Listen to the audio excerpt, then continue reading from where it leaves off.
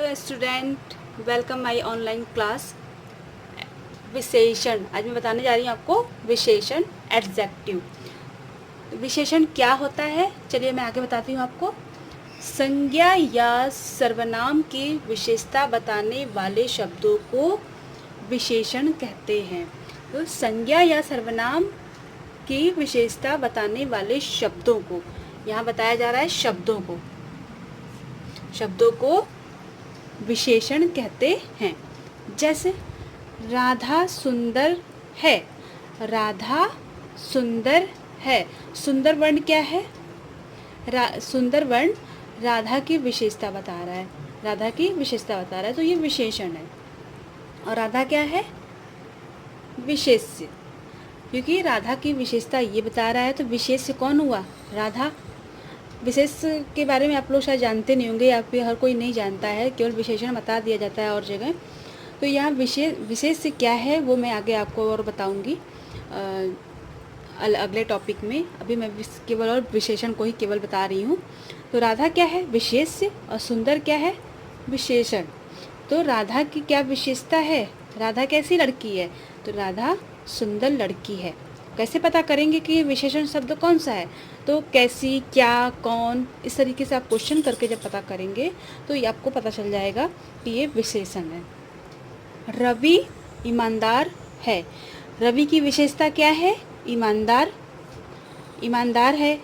कोई भी पूछेगा रवि कैसा लड़का है, तो कोई अगर रवि बहुत अच्छा लड़का है, ईमानदार है, तो सभी कहेंगे ईमानदार लड़का है। तो रवि की क्या विशेषता बन गई है? ईमानदार लड़के की विशेषता बन गई है। तो इस तरीके से आप क्वेश्चन करके आप कहेंगे रवि कैसा लड़का है, रवि कौन है, रवि क्या है। तो इस तरीके से क्या, कौन, कैसे लगा करके अगर पता करेंगे तो आपको पता चल जाएगा कि विशेषण क्या है। इस सेंटेंस में रवि ईमानदार है, तो इस सेंटेंस में विशेषण को ढूंढना बिल्कुल आसान हो जाएगा। तो ये क्या है? विशेषण। रवि क्या है? विशेष्य। तो उम्मीद हो को आपको समझ में आया होगा। संज्ञा या सर्वनाम की विशेषता बताने वाले शब्दों को विशेषण कहते हैं। तो विशेषण कितने प्रकार के होते हैं? तो विशेषण मैं अलग जगह लिख के दे रही हूँ आपको। विशेषण के 4 भेद होते हैं, इसको मैं आगे मेंशन कर रही हूँ। विशेषण के 4 भेद होते हैं। पहला गुणवाचक विशेषण, संख्यावाचक विशेषण और परिमाणवाचक विशेषण और संकेतवाचक विशेषण। तो सबसे पहले हम गुणवाचक विशेषण के बारे में पढ़ें। तो पहला है गुणवाचक विशेषण। तो गुणवाचक विशेषण क्या होता है इसके बारे में बताते हैं। जो विशेषण संज्ञा या सर्वनाम, मैं यहाँ आगे लिख दे रही हूँ। गुणवाचक विशेषण जो विशेषण संज्ञा या सर्वनाम के गुण, दोष, रंग, रूप, आकार आदि को बताते हैं, उन्हें गुणवाचक विशेषण कहते हैं। वंस अगेन आप शब्दों को ध्यान से सुनिएगा, समझिएगा। जो विशेषण संज्ञा या सर्वनाम के गुण, दोष, रंग, रूप, आकार आदि को बताते हैं, उन्हें गुणवाचक विशेषण कहते हैं। तो इसका एक सेंटेंस आप यहाँ पे देख लीजिए उदाहरण में। आम मीठा है। आम का क्या गुण है? कौन सा गुण है? कैसा गुण है? तो मीठा। आम कैसा है? मीठा है। आम खट्टा है, ये भी हो सकता है। आम अच्छा नहीं है, ये भी कह सकते हैं। तो इसका क्या है? ये मीठा क्या है? इसका गुण है। नेक्स्ट है खून का रंग लाल है। तो खून का कैसा रंग है? कैसा रंग? खून का रंग लाल है। कैसा है खून का रंग? लाल। तो इस तरीके से हम देख सकते हैं गुणवाचक विशेषण जो विशेषण संज्ञा या सर्वनाम के गुण, दोष, रंग, रूप, आकार आदि को बताते हैं, उन्हें गुणवाचक विशेषण कहते हैं। उदाहरण है आम मीठा है, खून का रंग लाल है। विशेषण का दूसरा प्रकार है संख्यावाचक विशेषण, जिसमें संख्या का बोध होता है। जिस वाक्य में विशेषण का दूसरा भेद है संख्यावाचक विशेषण। जो शब्द वाक्य संख्या का बोध कराता है, जिस वाक्य में संख्या का बोध होता है, उसमें उसको संख्यावाचक विशेषण कहते हैं। जो जो विशेषण संज्ञा या सर्वनाम की संख्या बताते हैं। जो विशेषण, इस शब्द को ध्यान रखिएगा, जो विशेषण संख्या बताते हैं उन्हें संख्यावाचक विशेषण कहते हैं। संख्यावाचक विशेषण दो प्रकार के होते हैं। निश्चित संख्यावाचक। निश्चित संख्यावाचक मतलब जैसे कोई वाक्य है, इसमें 5 लड़के वहाँ खड़े थे, तो 5 लड़के क्या है, 5 क्या है, संख्या है। निश्चित संख्यावाचक, ये दो प्रकार के हैं। तो निश्चित संख्यावाचक, इसमें किसी संख्या का जो निश्चित वर्ड है, निश्चित शब्द है, 5 लड़के, तो 5 क्या है, संख्या है, 5 निश्चित है, 5 लड़के उधर खड़े थे या वहाँ गए थे या कुछ भी ले, 5 लड़के खाना खा रहे हैं, 5 लड़के काम कर रहे हैं। तो ये जो 5 वर्ड है, ये 5 जो है निश्चित है, इसलिए यहाँ पे इसको कहेंगे अनिश्चित संख्यावाचक। जैसे 4 पुस्तकें मेज पर रखी हुई हैं, तो 4 क्या है, ये 4 क्या है, निश्चित है, निश्चित है कि 4 पुस्तकें ही हैं। और अनिश्चित संख्यावाचक, अनिश्चित संख्यावाचक में क्या है, तो कुछ लड़कियाँ, थोड़े फल, कुछ लोग, इस तरीके से जो अनिश्चित हैं।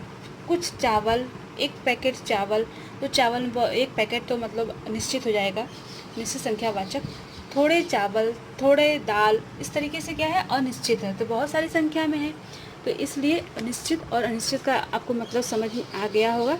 ये दूसरा प्रकार था संख्यावाचक विशेषण।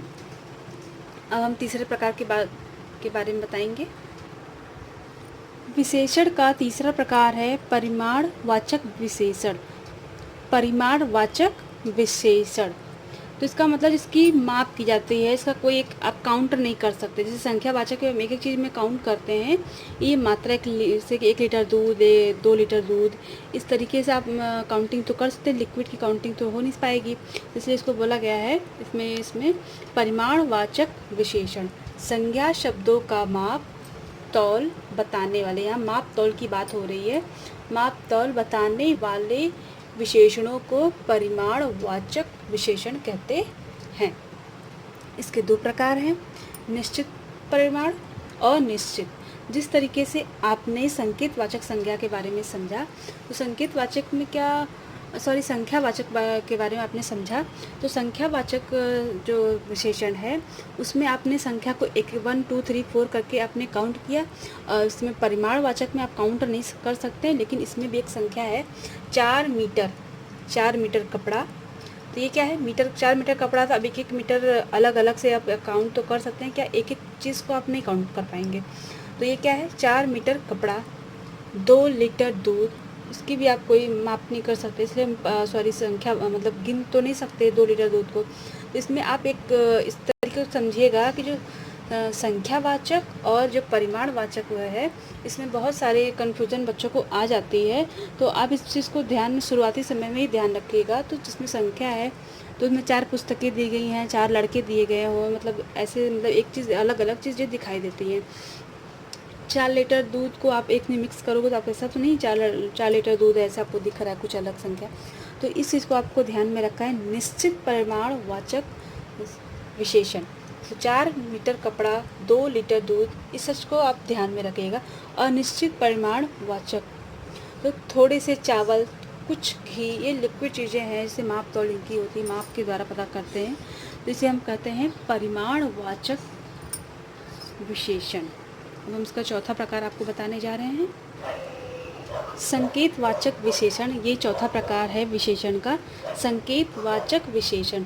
जो सर्वनाम शब्द विशेषण का कार्य करते हैं वे संकेतवाचक विशेषण कहलाते हैं। वंस अगेन, जो सर्वनाम शब्द विशेषण का कार्य करते हैं वे संकेतवाचक विशेषण कहलाते हैं। तो जैसे कि सर्वनाम, आप जानते होंगे सर्वनाम का जो चिन्ह है, यह, वह, मैं, तुम, ये शब्द जो है सर्वनाम के चिन्ह हैं। सर्वनाम आप पढ़े होंगे, मैं यहाँ पे सिर्फ और सिर्फ विशेषण की बात कर रही हूँ, तो यहाँ मैं उसके बारे में बता रही हूँ। तो ये वह लड़का अच्छा खेल रहा है, तो वह क्या है, वह क्या है, ये तो चिन्ह उसका ही है ना सर्वनाम का। तो वह लड़का, वह क्या है यहाँ पे संकेतवाचक, वह लड़के अच्छा खेल रहा है, वह लड़का, किसी लड़के को संकेत किया जा रहा है, वह लड़का, वो लड़का दिखाई दे रहा है, उसकी तरफ संकेत किया जा रहा है कि वो अच्छा खेल रहा है। जैसे क्रिकेट कहीं खो रहा है या कोई भी खेल हो रहा है तो वह अच्छा खेल रहा है, आपको उसका नाम नहीं पता है, जैसे वह अच्छा खेल रहा है। उस गाय ने दूध नहीं दिया। बहुत सारी गाय हैं, आप एक गाय की तरफ आप संकेत करेंगे, इशारा करेंगे, तो उस गाय ने दूध नहीं दिया, उसका मतलब है वहाँ पे उस गाय की तरफ संकेत किया जा रहा है, इशारा किया जा रहा है, तो उसको हम क्या कहेंगे? संकेत। तो आपको संकेतवाचक सर्वनाम समझ में आ गया होगा। संकेतवाचक विशेषण जो सर्वनाम शब्द विशेषण का कार्य करते हैं वे संकेतवाचक विशेषण कहलाते हैं। उम्मीद होगा कि आपको मेरा ये वीडियो ज़रूर पसंद आया होगा। तो ये मेरा टॉपिक यहीं तक था। अब कोई भी कमी या प्रॉब्लम प्लीज़ मुझे रिप्लाई ज़रूर दीजिएगा। Okay, thank you.